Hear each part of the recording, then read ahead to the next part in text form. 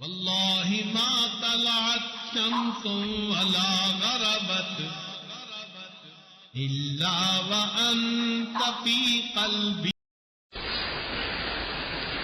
الحمد لله وكفى وسلام على عباده الذين اصطفى اما بعد.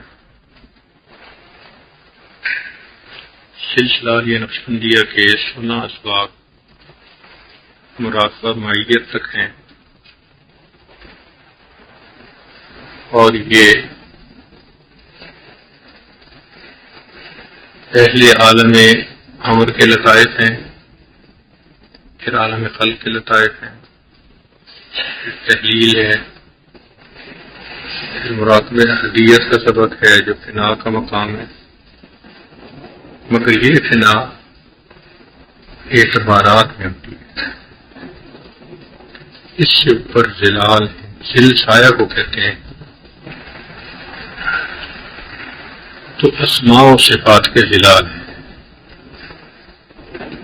لطیفہ قلب پر تجلیات افعالیہ، روح پر صفات ثبوتیہ، لطیفہ سر پر شیونات ذاتیہ، خفی کے اوپر صفات سلبیہ، اور اخفا کے اوپر شان جان. ان تجلیات میں، ان کے ظلال میں انسان کو بنا حاصل ہوتی ہے. اس کے بعد مراقبہ احدیت ہے جس میں سالک کو ایک استحضار مل جاتا ہے، فیلنگ مل جاتی ہے کہ اللہ میرے ساتھ ہے، اور جب یہ ملے تو پھر بندے کو ایک حضوری کی کیفیت ملتی ہے ہر وقت، پھر گناہ ختم ہو جاتے ہیں کیونکہ ہر وقت دھیان اللہ کی طرف رہتا ہے.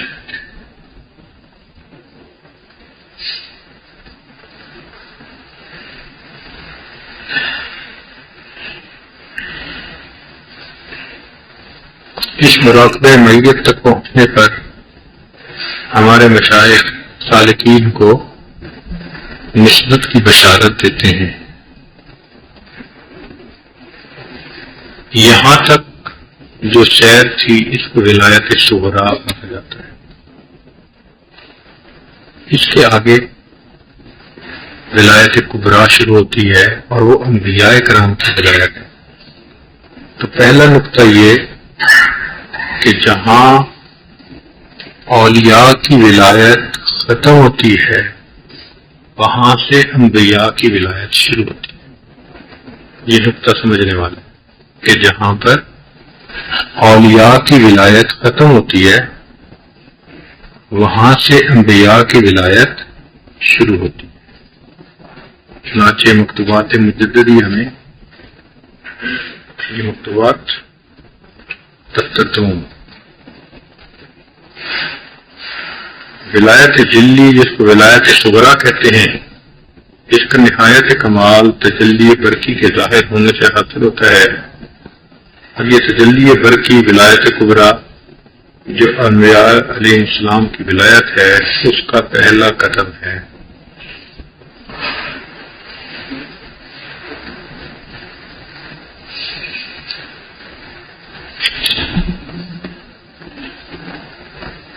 اس لیے ولایت صغریٰ کی انتہا ولایت کبریٰ کی ابتدا ہے. انبیاء کی نبوت کے کمالات کا پھر بیان کیا ہو سکتا ہے؟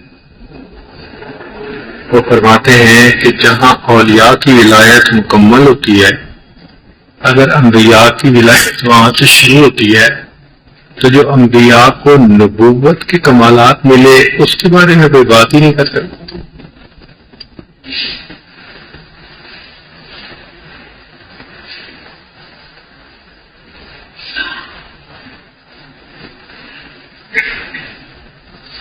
یہ فقیر حضرت مجدد ثانی فرماتے ہیں کہ یہ فقیر اس قدر جانتا ہے کہ نسبت و حضور نقشبندیہ جب کمال کو پہنچتے ہیں تو ولایت کبریٰ سے جا ملتے ہیں اور اس ولایت کے کمالات کے واپس حصہ حاصل کرتے ہیں. برخلاف دوسرے طریقوں کے جن کے کمال کی انتہا تجلی برقی تک رہتی ہے۔ وہ کہتے ہیں کہ چونکہ اسباق کے طریقے مختلف ہیں اور ان سلاسل میں اسماء الحسنہ کا ذکر بہت کرتے ہیں، جیسے یا حی یا قیوم، اس قسم کے کہتے ہیں چونکہ اسماء کا ذکر زیادہ ہے نا، اس لیے ان کے جو کاملین ہوتے ہیں ان کو تجلی ملتی تو ہے مگر اس پر صفات اور اسماء کے پردے آ جاتے ہیں، کیونکہ جو اندر ہوگا وہی باہر نظر آئے۔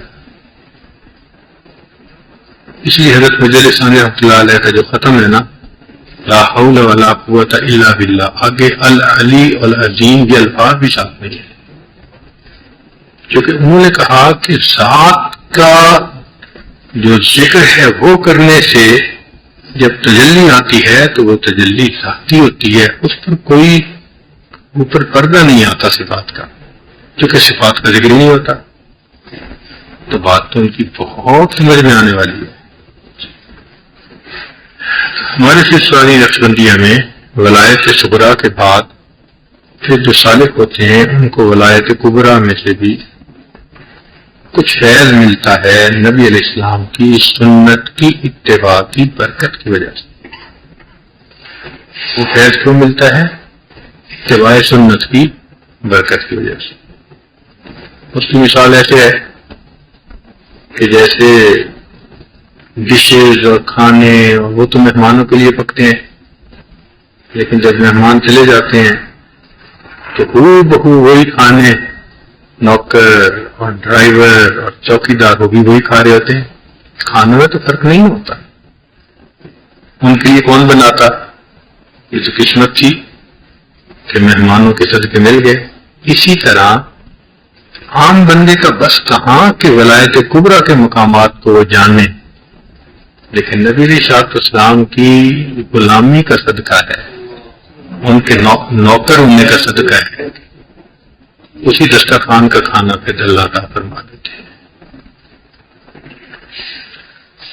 ولایت کبریٰ کی تفصیل مکتوبات مجددیہ دفتر اول مکتوب 260۔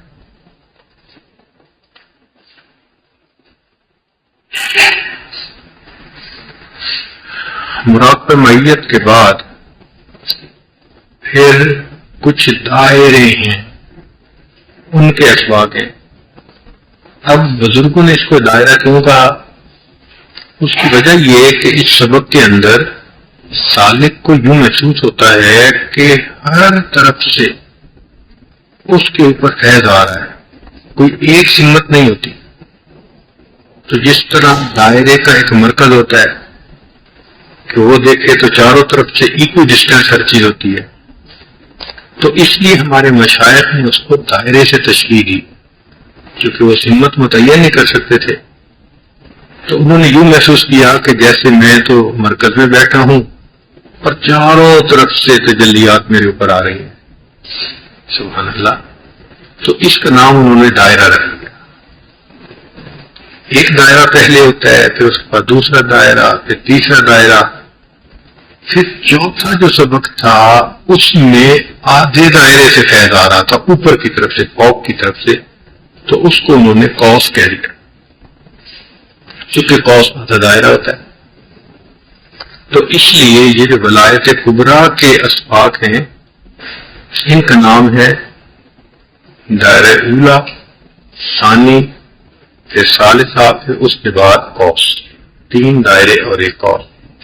فرماتے ہیں اس کے بعد اگر دائرہ اسماء و صفات میں جو دائرہ ذل کی اصل ہے، یعنی اب جو دائرے شروع ہو رہے ہیں نا 16ویں سبق کے بعد، یہ اصل ہیں اس دائرے کی جو ہم نے پہلے طے کیا تھا مشاربات کے اندر، وہاں ذل تھا، اب یہ اصل ہے، اور پہلے دائرے کی اصل دوسرا دائرہ ہے، اور دوسرے کی اصل تیسرا دائرہ ہے، اور تیسرے کی اصل قوس ہے۔ تو اصل در اصل در اصل در اصل اس طرح ہی ترقی ہوتی چلی جاتی ہے۔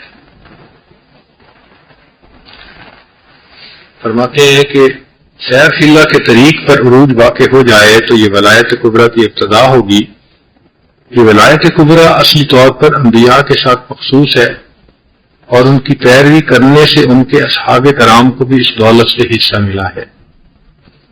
اس دائرے کا نچلا حصہ اسماء و صفات زائدہ کو متضمن ہے، اور اوپر کا نصف حصہ شیون و اعتبارات ذاتیہ پر مشتمل ہے۔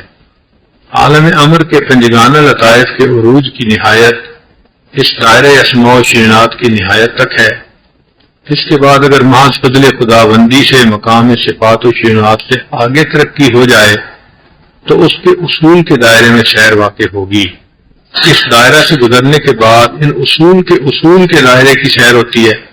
اس دائرے کے طے کرنے کے بعد ایک قوس ظاہر ہوتی ہے، اس کو بھی طے کرنا پڑتا ہے، کیونکہ اس دائرہ قوس سے ایک قوس کے سوا اور کچھ ظاہر نہ ہوا، اسی قوس پر بس کی جاتی ہے۔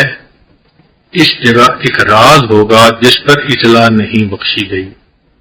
فرماتے ہیں کہ ہمیں جب وہ قوس نظر آئی تو اس میں بھی کوئی راز ہوگا، مگر وہ راز کھولا نہیں گیا، اس لیے ہم اس کے بارے میں کوئی کلام نہیں کر سکتے۔ سبحان اللہ، اللہ تعالیٰ اپنے پیاروں کو قلب کی آنکھوں سے یہ دائرے، یہ نور، یہ قوس، یہ سب چیزیں دکھا دیتے ہیں۔ وہ کچھ کی نظر سے دیکھتے ہیں تو بات کرتے ہیں، اور جہاں نہیں دیکھتے کہہ دیتے ہیں کہ اس سے آگے نہیں کچھ نظر آتا۔ اس اسماء و صفات کے یہ تین قسم کے اصول جو مرکوز ہوئے ہیں، ذات حق کے اعتبارات ہیں جو صفات و شیونات کے مبادی ہیں۔ ان اصول سیگانہ کے کمالات کا حاصل کرنا نفس مطمئنہ کے ساتھ مخصوص ہے۔ اس کو اس مقام میں اطمینان حاصل ہو جاتا ہے، اور اس مقام میں شرح صدر حاصل ہو جاتا ہے، اور سالک اسلام حقیقی سے مشرف ہو جاتا ہے۔ یعنی یہ جو ولایت کبریٰ ہے، جب اس کے انوارات ملتے ہیں تو پھر سالک کو شرح صدر ہو کر اسلام کے بارے میں اس کو اسلام حقیقی سے وہ مشرف ہو جاتا ہے، یعنی اس کا جو طبعی معاملہ ہے وہ بھی شریعت کے مطابق ڈھل جاتا ہے۔ یوں سمجھے مکروہات شرعیہ مکروہات طبعیہ بن جاتی ہیں، کیونکہ یہ انبیاء کی ولایت ہے نا، اور انبیاء کی ولایت میں تو نفس مطمئنہ ہی ہوگا، تو اس لیے وہاں جا کے انسان کو نفس مطمئنہ حاصل ہو جاتا ہے۔ یہی وہ مقام ہے جہاں نفس مطمئنہ تخت صدر پر جلوس فرماتا ہے اور مقام رضا عروج کرتا ہے۔ یہ مقام اس ولایت کبریٰ کا منتہا ہے جو انبیاء علیہ السلام کی ولایت ہے۔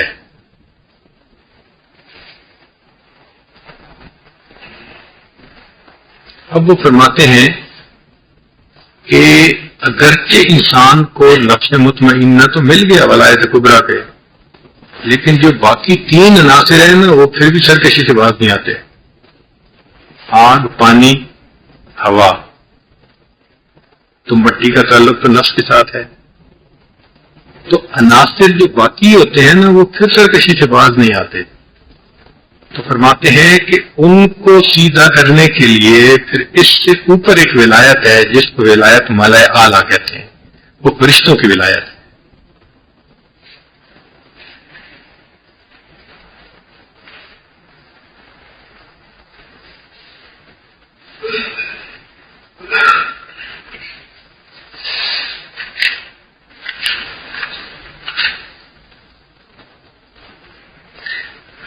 جاننا چاہیے کہ سیر آفاق و انفس کی سیر کے بعد میسر ہوتی ہے وہ اقربیت کی سیر ہوتی ہے، یعنی مراقبہ معیت کے بعد پھر جو اسباق ہیں ان کو اقربیت کے اسباق کہتے ہیں۔ آپ ذرا غور کریں تو اسی طرح ہوتا ہے نا کہ ایک بندہ پہلے اس کو معیت ملتی ہے کسی کی، پھر اس کے بعد قرب ملتا ہے، اس کو ذات کا قرب ملتا ہے، تو قریب آنے کا بھی دستور تو یہی ہے۔ تو سالک کا بھی اسی طرح کا دستور ہے کہ پہلے ذکر کرنے والوں میں شامل ہوا سالکین میں لطائف کے وقت، پھر مراقبہ معیت میں معیت حاصل ہو گئی۔ تو اب جیسے بہت سارے لوگ معیت میں ہوتے ہیں مگر ان میں جو اقربیت ہے وہ ایک درجہ اور آگے ہے، تو یہ جو 3 دائرے اور قوس ہیں یہ اقربیت کے اسباب، تو میت کے بعد اقربیت نصیب ہوگی. نحن اقرب الیہ من حبل الورید، یہ کیفیت ہوتی ہے.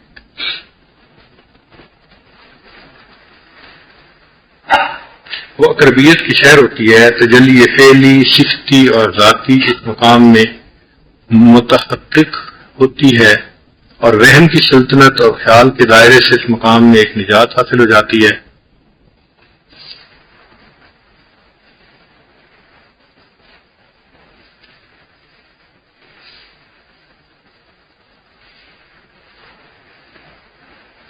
چنانچہ فرماتے ہیں کہ ولایت اصلی جو ولایت کبریٰ ہے اس میں اس دنیا میں ہی وہم و خیال کی قید سے خلاصی ہو جاتی ہے کہ سالک وہم کے باوجود وہم کی قید سے آزاد ہوتا ہے.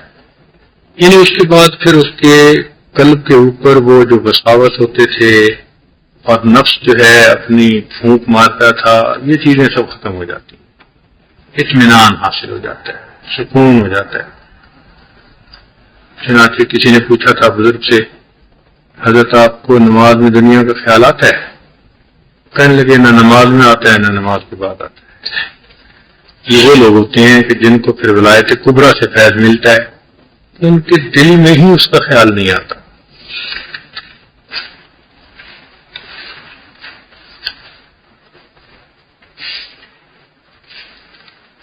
یہ ہدایت طالبین کتاب ہے.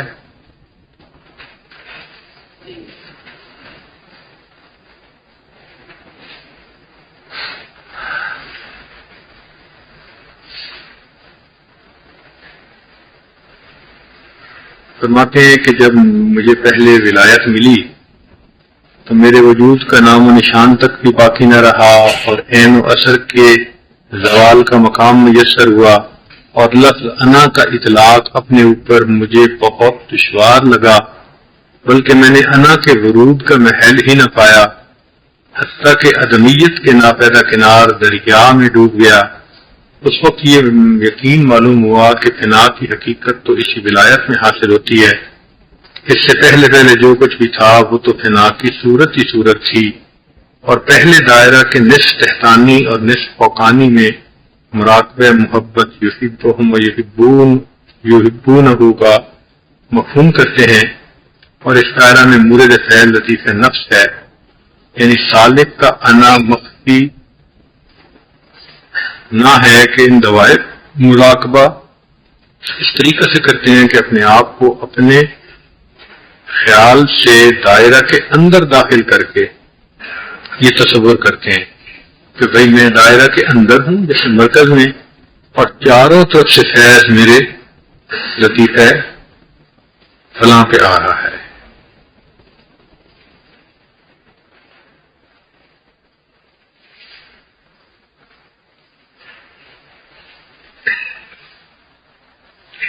ان دوائر میں کلمہ توحید کا زبانی ذکر بھی بلحاظ معنی فائدہ بخشتا ہے. یعنی یہ جو 3 دائرے ہوتے ہیں نا، ولایت کبریٰ والے، ولایت انبیاء والے، اس میں جو تحلیل لسانی کرتے ہیں نا، وہ ساتھ ساتھ اگر زیادہ کیا جائے تو اس سے سالک کی ترقی اور زیادہ ہوتی ہے.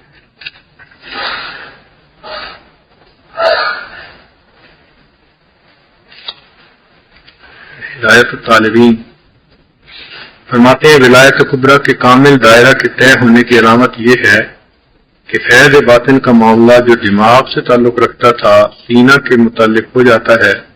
اس وقت شرح صدر بھی حاصل ہو جاتی ہے، اور سینہ کی وسعت و فراخی تو اس قدر حاصل ہو جاتی ہے جو بیان سے باہر ہے.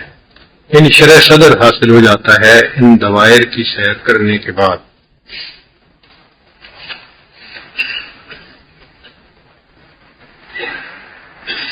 آگے فرماتے ہیں کہ وسعت صدر جو ولایت کبریٰ میں حاصل ہوتی ہے وہ تو تمام سینہ میں عموماً اور محل لطیف اخفا میں خصوصاً ہوتی ہے، اور شرح صدر کی علامت بطریق وجدان یہ ہے کہ شرح صدر میں قضاء و قدر کے احکام سے چون و چرا تمام اعتراضات رفع ہو جاتے ہیں. اور بھی انہوں نے بات کو کھول دیا کہ جو شرح صدر ہو جاتا ہے نا، اس سے مراد کیا ہے کہ اس سبق پر پہنچ کر قضاء و قدر کے بارے میں اعتراض سرے سے ہی ختم ہو جاتا ہے۔ اس لیے اس کو مقام رضا کہا جاتا ہے۔ کیا سالک کو مقام رضا، جب رضا مل گئی تو پھر اعتراض کہاں؟ پھر تو محبوب کے ساتھ راضی ہیں ہر حال میں۔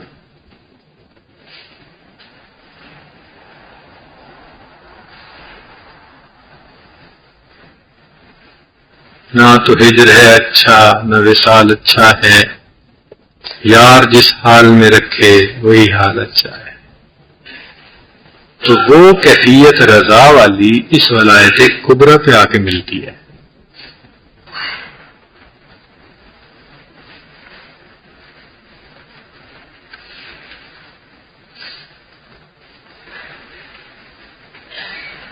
فرماتے ہیں کہ مکتوبات معصومیہ دفتر 2،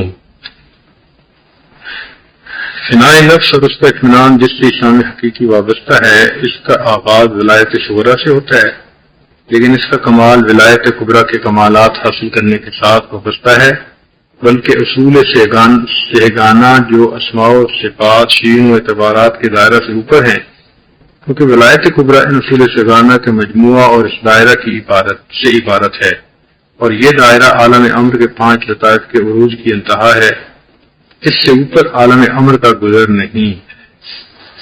اب دیکھیں کہ یہ جو ولایت کبریٰ تھی، یہاں تک کیا ہوا کہ انسان کے لطائف عالم امر کی ترقی کی انتہا یہاں تک ہے۔ فرماتے ہیں اس سے اوپر جو کمالات انبیاء، کمالات رسالت، فرماتے ہیں وہاں عالم امر کے لطائف نہیں جا سکتے، تو وہاں اگر جاتا ہے تو انسان کا نفس جاتا ہے۔ سبحان اللہ، خاک جاتی ہے، جو خاک کا عنصر ہے نا وہ ترقی کرتا ہے، اور کمالات نبوت اور رسالت کو وہ پا سکتا ہے، فرشتے بھی نہیں پا سکتے، اس لیے کہ یہ وہ مقام ہوتا ہے جہاں جبرائیل کے پر جلتے ہیں۔ ایک مقام آیا تھا نا معراج میں کہ جہاں جبریل السلام نے عرض کیا تھا کہ اللہ کے حبیب صلی اللہ علیہ وسلم اس سے آگے تو میرے پر جلتے ہیں، میں نہیں جا سکتا، اور اللہ کے حبیب صلی اللہ علیہ وسلم تشریف لے گئے، تو اس سے اوپر فقط خاک کو عروج حاصل ہے، باقی 3 عناصر کو بھی حاصل نہیں ہے۔ سبحان اللہ، جو سب سے ادنا تھا، خیارکم فی الجاہلیت خیارکم فی الاسلام، جب نیکی پر آ گیا تو سب سے بازی لے گیا، فرشتوں کو بھی پیچھے چھوڑ گیا۔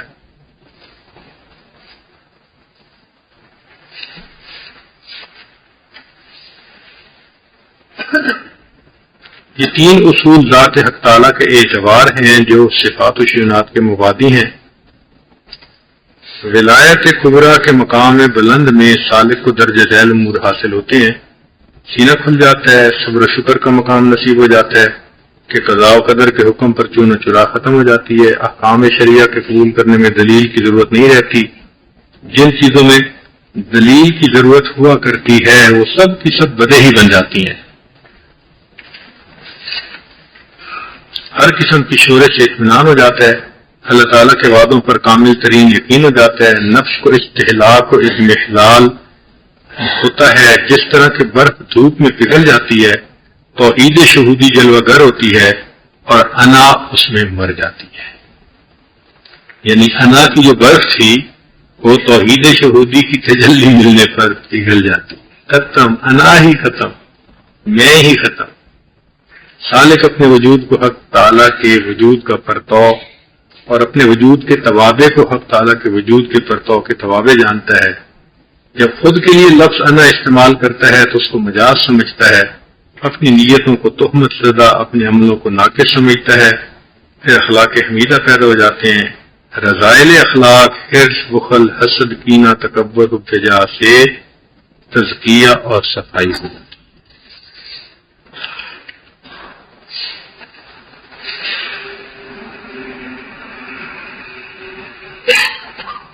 اب یہ جو ولایت صغریٰ اور ولایت کبریٰ تھی، اس دونوں کا تعلق اسم ظاہر سے تھا۔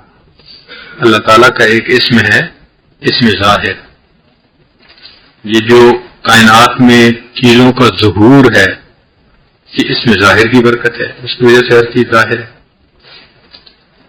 تو ذرا غور کیجئے کہ مراقبہ معیت کے بعد جو اسباق تھے دوائر کے اور قوس کے وہ ولایت کبریٰ کے اسباق تھے. تو فرماتے ہیں کہ ولایت صغریٰ اور ولایت کبریٰ یہ سب کے سب اس میں ظاہر کی دائرے ہیں، اس لیے اس کے بعد اس میں ظاہر کا مراقبہ کیا جاتا ہے.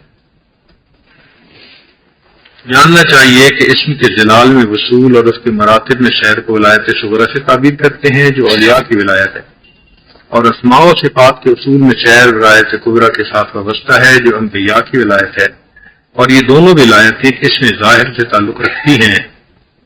اب اس اسم میں مراقبہ کرنے کے بعد یہ نیچے ولایت صغریٰ کبریٰ کی ساری کیفیتیں، جو شرع صدر تھا، جو قضاء و قدر پہ یقین تھا، جو وعدوں پہ، سب عام کامل ہو جاتا ہے، انا ختم ہو جاتی ہے. تو فرماتے ہیں کہ اس کے بعد پھر اس میں باطن کا مراقبہ کیا جاتا ہے. اس اسم میں گزرنے کے بعد اس میں باطن ہے جو کہ ملائے اعلیٰ کی ولایت ہے، اور اس میں ظاہر و اس میں باطن کا فرق مکتوبات مجددیہ میں مذکور ہے.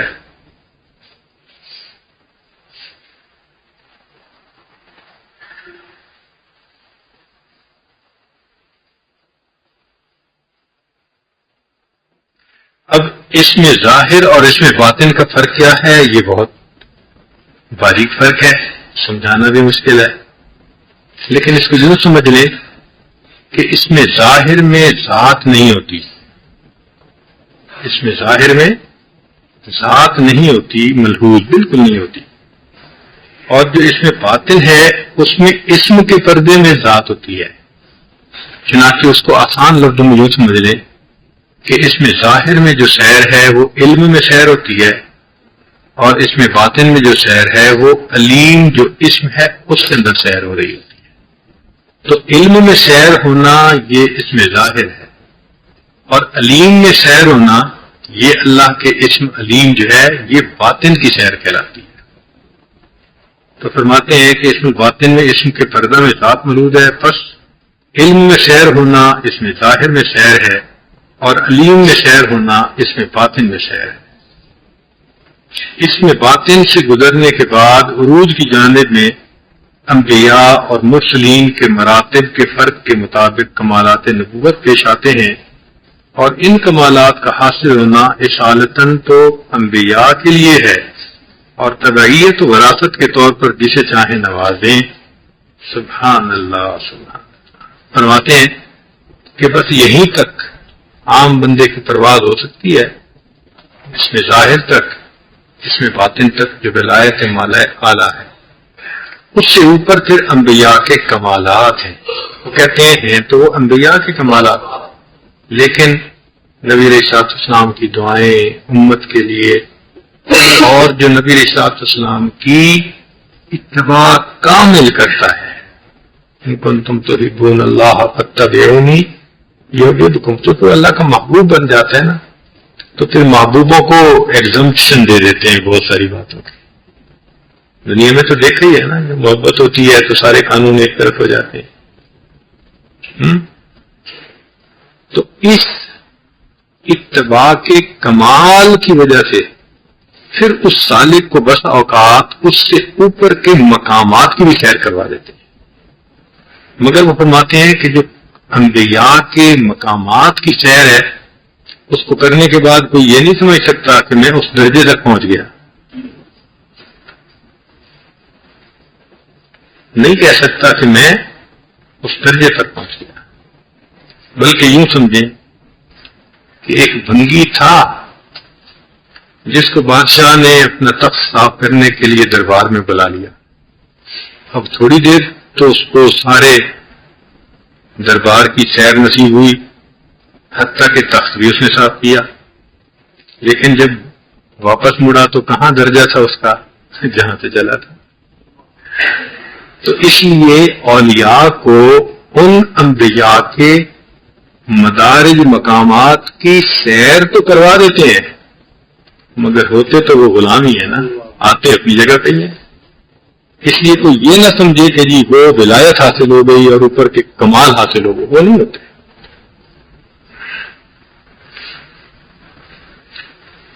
امام ربانی مجدد ثانی رحمۃ اللہ نے سلوک کو کتنا شریعت کے مطابق ایکسپلین کیا ہے۔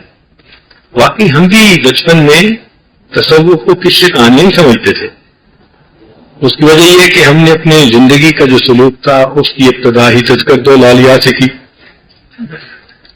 میں نے اپنی 5ویں جماعت میں تذکرۃ الاولیاء کی کتاب پڑھی تھی اور اس وقت سے مجھے ذکر و سلوک کی لائن پر آگے بڑھنے کا شوق اس وقت ہوا تھا۔ 8ویں میں پہنچا تھا تو کشف المحجوب پڑھی تھی۔ اب ان کتابوں میں تو ہر 2-4 واقعات کے بعد اڑنے کا واقعہ، پانی پہ چلنے کا واقعہ، آگ میں سے گزرنے کا واقعہ، اسی طرح کے واقعات ہیں۔ تو واقعی اس وقت میں ایسے ہی سمجھتا تھا کہ یہ جو تصوف و سلوک ہے یہ خلاف عادت قسم کے جو واقعات ہیں ان کے صادر ہونے کا دوسرا نام ہے۔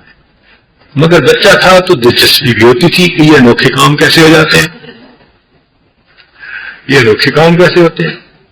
وہ تو پھر اللہ نے رحمت فرمائی کہ مشائخ نقشبند کے قدموں میں آئے اور انہوں نے پھر ذکر پہ لگایا، تو انہوں نے پھر بتایا کہ بھئی یہ جو کرامات ہیں یہ تو اس راستے کے عیب ہیں جن کو اولیاء چھپایا کرتے ہیں۔ جیسے عام لوگ گناہوں کو چھپاتے ہیں، اولیاء اپنی کرامات کو چھپاتے ہیں۔ فرمایا الاستقامت فوق الکرامہ، استقامت زیادہ اعلیٰ ہے۔ تو پھر اتباع سنت کی جو ہے اہمیت دل میں آئی۔ ایک شخص 20 سال رہا جنید بغدادی رحمۃ اللہ کے پاس، یا 10 سال رہا، پھر کہنے لگا حضرت اجازت دیں میں جاتا ہوں۔ کیوں جاتے ہو؟ میں آیا تھا کہ آپ کے پاس رہوں گا، کوئی کرامت دیکھوں گا، میں نے تو 10 سال میں یا 20 سال میں کوئی کرامت ہی نہیں دیکھی۔ میں نے کہا اچھا بھائی یہ بتاؤ ان 20 سالوں میں کوئی خلاف سنت عمل کرتے دیکھا ہے؟ اس نے کہا یہ تو نہیں دیکھا۔ میں اس سے بڑی کرامت اور کیا ہو سکتی ہے؟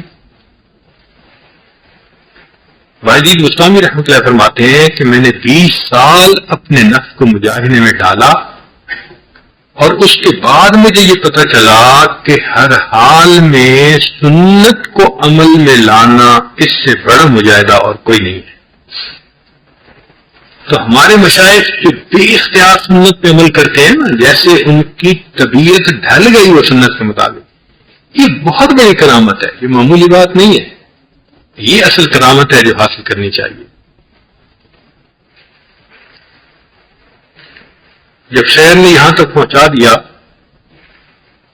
تو رحم ہوا کہ گویا کام پوری طرح ختم کر لیا ہے۔ غیب سے ندا آئی کہ یہ سب کچھ اس میں ظاہر کی تفصیل تھی جو پرواز کے لیے ایک بازو ہے، اور اس میں باطن ابھی درپیش ہے جو عالم قدس کی طرف پرواز کے لیے دوسرا بازو ہے۔ ایک پر یہ اس میں ظاہر اور دوسرا پر اس میں باطن۔ جب تو اس کو بھی تفصیل سے انجام تک پہنچائے گا تو پھر پرواز کے لیے 2 پر 2 بازو تیار کر لے گا۔ جب اللہ سبحانہ کی عنایت سے اس میں باطن کی شے پوری ہو گئی تو پرواز کے دونوں بازو میسر آ گئے۔ اب ذرا غور کیجئے کہ وہ فرماتے ہیں کہ اس میں ظاہر کا سلوک جو ولایت صغریٰ تھا وہ ایک پر ہے، اور اس میں باطن جو آگے سلوک تھا فرشتوں کا وہ دوسرا پر ہے۔ جب یہ دونوں پر مل جاتے ہیں تو پرندہ پرواز کے لیے تیار ہوتا ہے، اور یہ پرواز پھر اس کو کمالات نبوت اور کمالات رسالت کے مقامات میں ہوتی ہے۔ یعنی ابھی تک تو ہوا ہی نہیں لگی ان چیزوں کی، ابھی تک تو ولایت کے ہی درجوں میں پھر رہا ہے یہ سالک، ابھی اس کو کمالات نبوت کی دھن ہی نہیں پڑی، مہک ہی نہیں کھونگی اس نے۔ جب یہ دونوں اسباق ہو جاتے ہیں، اس میں ظاہر اور اس میں باطن، تو پر مل گئے۔ ان پروں سے پرواز کر کے پھر انسان اوپر کمالات کے رتبوں میں پرواز کرتا ہے۔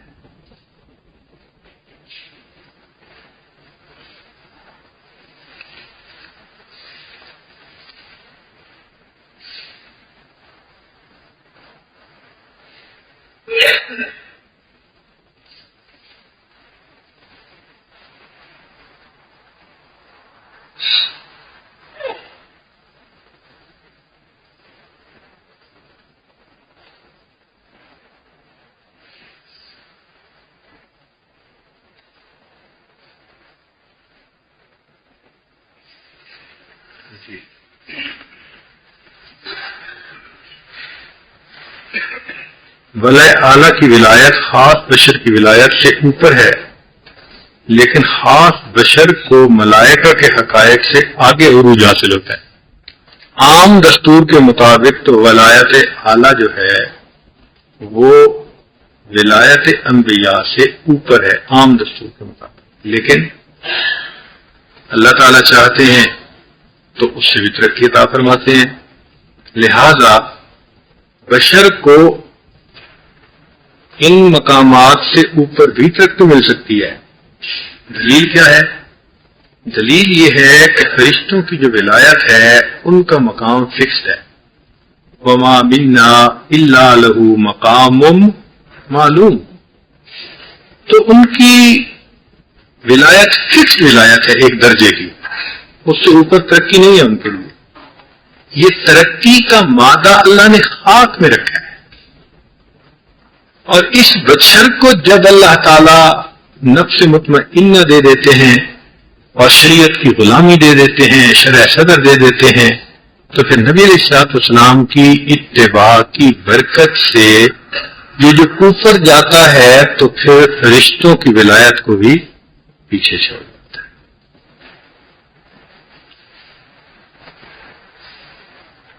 وہ آئے جب تو انسان کو فرشتوں کے سلام آئے۔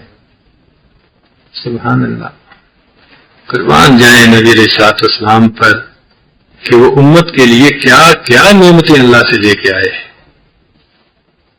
یہ ان کی غلامی کے صدقے مل رہی ہیں، ورنہ انسان کو کیا پتہ چلتا کہ من کیا ہے، اس کو صاف کیسے کرتے ہیں، یہ اندر کی گندگیاں ختم کیسے ہوتی ہیں، صبر، شکر، تسلیم، رضا، یہ جیسی سعادتیں کیسے ملتی ہیں، انسان صحیح معنوں میں انسان کا بچہ کیسے بنتا ہے، اور پھر اس سے اوپر کے جو مدارج ہیں، سبحان اللہ، تو سوچ نہیں سکتا کوئی بندہ، سبحان اللہ۔ اب ذرا سنیے، فرماتے ہیں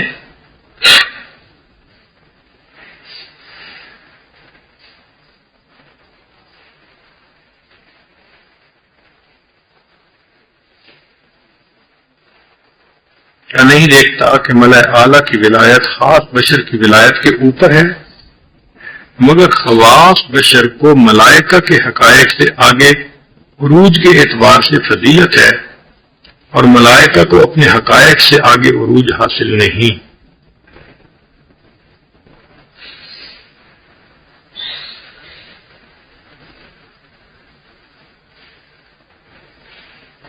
آگے فرماتے ہیں کہ بلا شبہ بعض امور میں فرشتے بشر پر فوقیت رکھتے ہیں، لیکن کثرت ثواب کے لحاظ سے بشر کو فرشتوں پر فضیلت حاصل ہے۔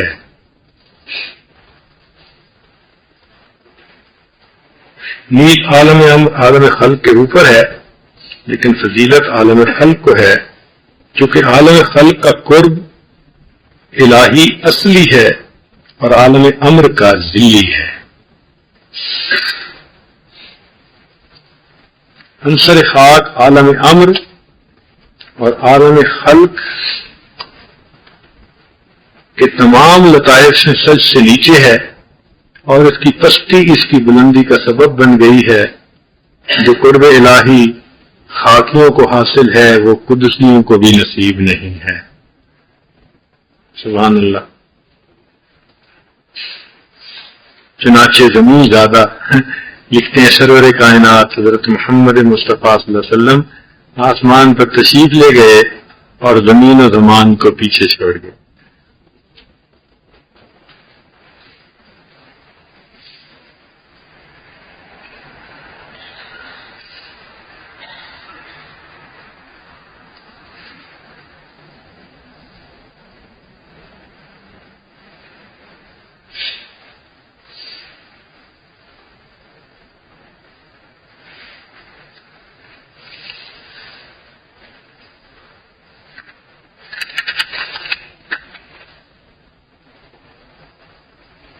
آخری دو ولایتوں کے حصول کے لیے بہترین چیز.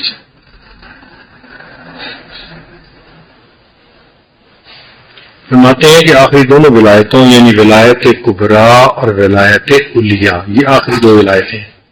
پہلی ولایت تو ولایت صغریٰ تھی نا.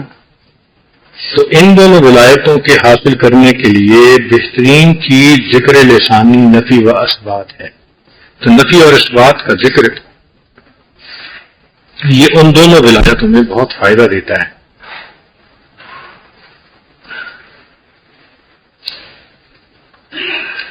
ولایت کبریٰ چھلکے کی مانند ہے اور ولایت علیٰ اس کے مغز کی مانند ہے.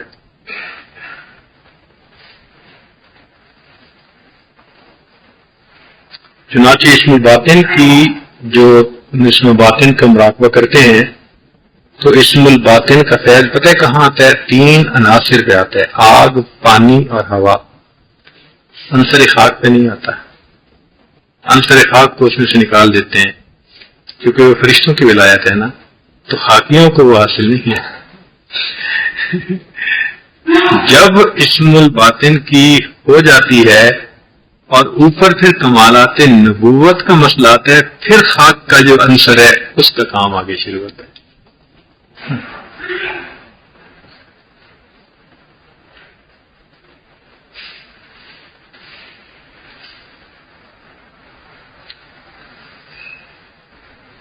تو اس میں ظاہر تک تو یہ کلمہ طیبہ کا جو ذکر ہے یہ بہت فضیلت دیتا ہے، لیکن اس سے اوپر جب جاتے ہیں تو پھر نفلی نماز، طول قیام، قرات کے ساتھ ادا کرنا اس مقام میں ترقی بخشنے والا ہے.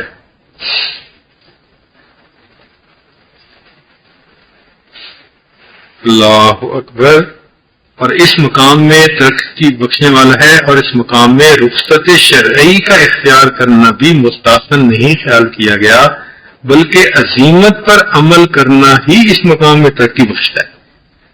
کہ ولایت یعنی انبیاء ہے نا، اس کے اوپر جو کمالات نبوت کے مدارج ہیں، فرماتے ہیں کہ یہ وہ اسباق ہیں کہ ان میں شرعی رخصت بھی ہو تو مت لو. عزیمت ہی پر عمل کرنا یہ ان مقامات میں ترقی کا باعث بنتا ہے. اللہ اکبر کبیرہ. اس میں راز یہ ہے کہ رخصت پر عمل کرنا آدمی کو بشریت کی طرف کھینچ لیتا ہے، اور عزیمت پر عمل کرنا ملکیت کی طرف مناسبت پیدا کرتا ہے. بس جس قدر ملکیت کے ساتھ مناسبت زیادہ ہوگی اسی قدر اس ولایت میں ترقی جلد تر میسر آئے گی. بتائی صاف کر دیا. سبحان اللہ.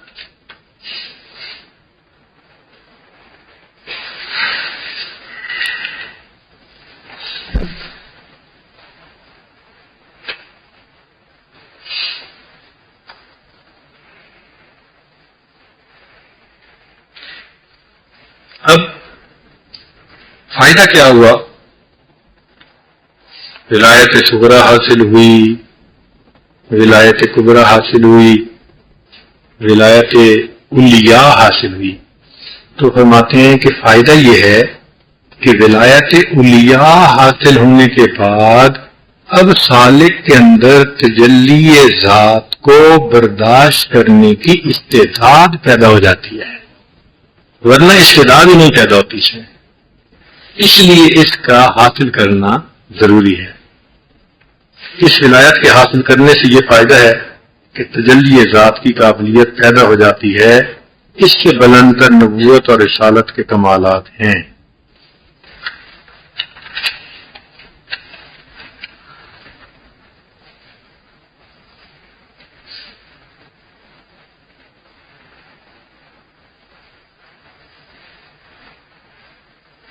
سبحان اللہ. فرماتے ہیں اس سیر کے ضمن میں ایک نقطے کا قطع کرنا مقام ولایت کے تمام کمالات کو طے کرنے سے زیادہ افضل ہے.